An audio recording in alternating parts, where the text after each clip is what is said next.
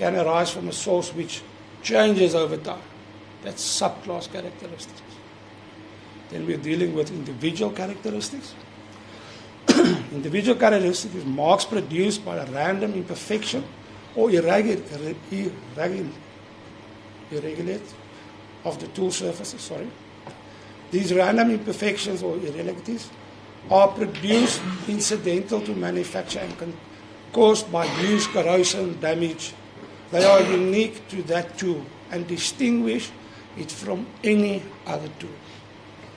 So in other words, if a firearm has got these individual characteristics, it's implanted onto a cartridge case, one can then say that, subject to what is to follow, that firearm, these marks are unique to that firearm. That's correct, of that tool. That tool. The firearm is made up of a lot of different tools. So you can identify one tool.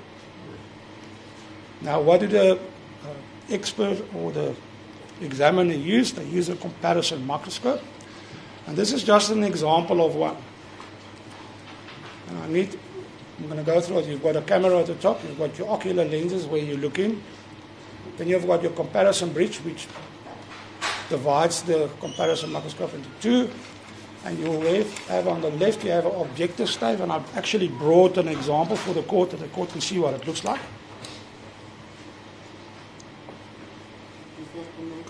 This is now this part. If I look on the it's that part. And this is what it looks like. So in other words, when you use it, you'll have your cartridge there, and it can turn up and down. It can swivel. So you can place the cartridge here, you can actually view the cartridge anywhere without taking it off. You don't need to take it off. And then also what needs to be noted is that it's marked. It's got measurements on it. So in other words, once you set up your cartridge, you will have the orientation right. So you'll have example. You'll have your extractor or ejector at 1 o'clock, 2 o'clock. By the test and your exhibit will be the same. So if you find a unique mark somewhere else, you know if you look at that at 30 degrees, you should be able to see the same mark. Let's just stop there because it needs clarification. You're looking through the top. Yeah. On the left-hand side is what? Is normally your exhibit. So the exhibit picked up, say, at the stadium.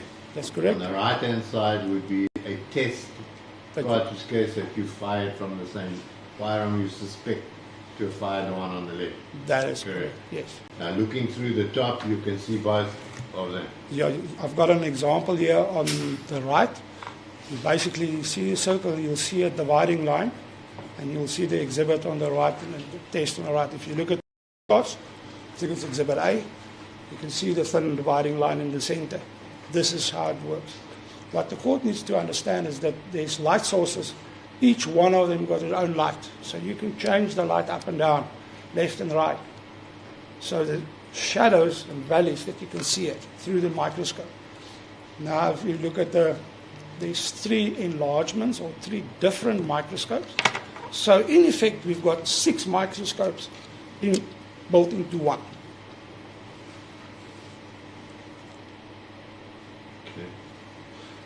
Then I've done comparison marks. These are all marks that can be found on a cartridge case. It's not in all the cases.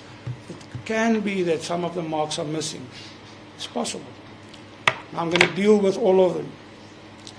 We're first dealing with a firing pin mark. That's in the center. If you look at the cartridge there on the left-hand side, you can actually see the little divot.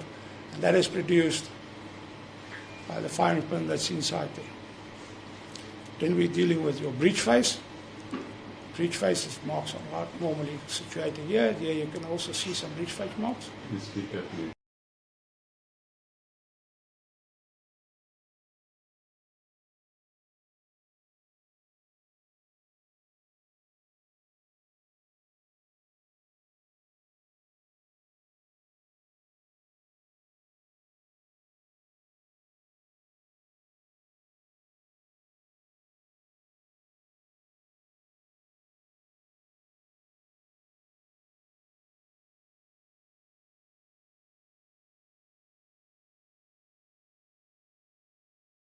Here you can also see some ridge face marks. You speak at me.